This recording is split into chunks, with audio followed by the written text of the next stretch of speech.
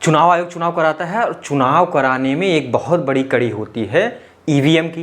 EVM के माध्यम से चुनाव होता है, आप लोग गए होंगे वोट देने, तो ईवीएम में आपके प्रत्याशी का नाम होगा, उसको उस बटन को आपने क्लिक किया होगा, लेकिन वो वोट आपका उसमें रजिस्टर्ड हो गया, लेकिन वो ईवीएम ही अगर उसमें छेड़छाड़ हो जाए तब तो पूरा रिजल्ट पलट जाएगा। इसलिए ईवीएम वाला मुद्दा बहुत बड़ा होता है कि ईवीएम की सुरक्षा तो चुनाव आयोग की बहुत बड़ी जिम्मेदारी हो जाती है, क्योंकि अगर ईवीएम से छेड़छाड़ हुआ तो फिर चुनाव का रिजल्ट पलट जाएगा।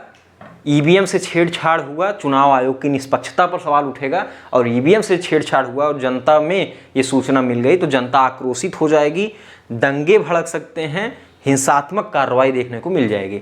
इसलिए ईवीएम बहुत ही सेंसिटिव मुद्दा होता है। ईवीएम में कोई छेड़छाड़ नहीं होना, ईवीएम में कोई छेड़छाड़ नहीं होना चाहिए। इसलिए ईवीएम को लेकर चुनाव आयोग बहुत सख्त भी होता है।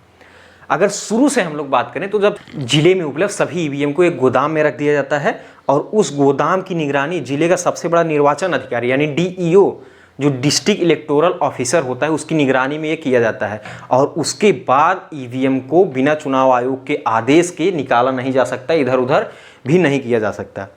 अब देखिए, ये जांच सभी पॉलिटिकल पार्टीज के प्रतिनिधियों के सामने होता है। वो लोग रहेंगे, इंजीनियर जांच करेगा, उसको देख लेगा, उसको रख दिया जाता है। अब जब मतदान की तिथि नज़दीक आ जाती है तो फिर क्या होता है कि ईवीएम, जैसे नामांकन हो गया सभी प्रत्याशियों का, नामांकन होने के बाद कुछ प्रत्याशियों का कुछ जो होते हैं नामांकन वो रिजेक्ट कर दिए जाते हैं, कुछ को एक्सेप्ट किया जाता है।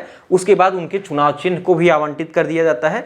जो पार्टी रजिस्टर्ड पार्टी से चुनाव लड़ रहे हैं उनका चुनाव चिन्ह तो फिक्स होता है, उनको मिलना ही है, और जो व्यक्ति निर्दलीय कैंडिडेट हैं उनको चुनाव चिन्ह देना पड़ता है चुनाव आयोग को। तो जब सब हो जाएगा तो उसके बाद ईवीएम मशीन में उसको लैस किया जाता है, उनके नाम, उनकी पार्टी के सिंबल और सभी को लैस करके अब इसको स्ट्रांग रूम में बंद कर दिया जाता है। स्ट्रांग रूम में बंद करने के बाद इस पर सील लगा दी जाती है, और अगर पॉलिटिकल पार्टीज के प्रतिनिधि चाहें तो वो अपनी तरफ से भी सील लगा सकते हैं।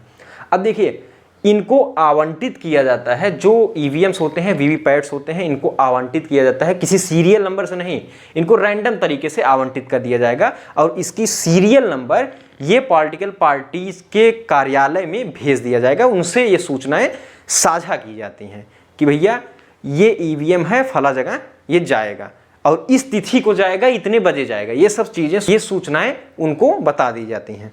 अब जब ईवीएम में मतदान हो गया तो मतदान होने के तुरंत बाद ईवीएम को स्ट्रांग रूम में नहीं भेजा जाता। प्रिसीडिंग ऑफिसर मतदान का परीक्षण करेगा। परीक्षण करने के बाद जो पोलिंग बूथ पर पोलिंग एजेंट होते हैं उनको सत्यापित कॉपी की एक कॉपी दी जाएगी, और वो सभी जो एजेंट होते हैं वो स्ट्रांग रूम तक ईवीएम के साथ ही जाते हैं वहाँ पर। अब ईवीएम को स्ट्रांग रूम में बंद कर दिया जाता है। अब स्ट्रांग रूम कोई कॉलेज हो सकता है, कोई महाविद्यालय हो सकता है, कोई विश्वविद्यालय हो सकता है जहाँ पर ईवीएम रखे जाते हैं, और उसके बाद वो जिस रूम में रखा जाता है उसकी सुरक्षा बहुत ही अच्छी तरीके से होती है। उसमें जाने के लिए सिर्फ और सिर्फ एक दरवाज़ा होता है, अगर कोई खिड़की वगैरह भी है उसको पूरी तरह से बंद कर दिया जाएगा, और उसमें सीसीटीवी कैमरे लगा दिए जाएंगे।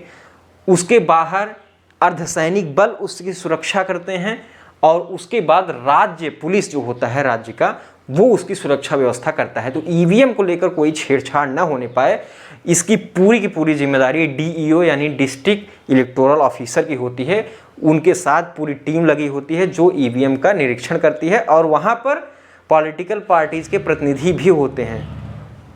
अगर कोई प्रॉब्लम हो रही है, अगर ईवीएम में अचानक स्ट्रांग रूम में आपको जाना है, कोई भी समस्या है, इम्पॉर्टेंट काम है, तो इसके लिए सभी पॉलिटिकल पार्टीज की सहमति होगी, उसके बाद ही कोई जाएगा, चाहे वो डिस्ट्रिक्ट मजिस्ट्रेट हो या कोई हो, एआरओ हो, आरओ हो, कोई भी नहीं जा सकता बिना पॉलिटिकल पार्टीज को बताए, और पार्टी सहमति देंगी तो आप जा सकते हैं। और नहीं तो ये सीधा मतदान जिस दिन गिनती होगी, मतगणना होगी, उसी दिन ये स्ट्रांग रूम खोला जाता है।